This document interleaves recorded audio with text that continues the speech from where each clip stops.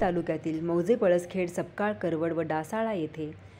शिवसेना नेते खासदार माननीय प्रतापरावजी जाधव साहेब यांनी जनसंपर्क दौऱ्यानिमित्त गावातील ग्रामस्थ मंडळी, युवक बांधव तसेच बचत गटातील महिला भगिनी यांच्याशी संवाद साधून मार्गदर्शन केले। यावेळी भाजपाचे ज्येष्ठ नेते माननीय अंकुशराव पाटील, शिवसेना उपजिल्हा प्रमुख माननीय शिवाजी देशमुख, शिवसेना तालुका प्रमुख माननीय गजानन मोरे, महिला आघाडी तालुका प्रमुख सौ मायाताई म्हस्के, शिवसेनेचे नेते माननीय भास्करराव राऊत, माननीय जितू पुरोहित, माननीय कैलास भालेकर, गजानन कुटे, माननीय विठ्ठल जगदाळे, युवा सेनेचे माननीय शिवाजी शिरोळे,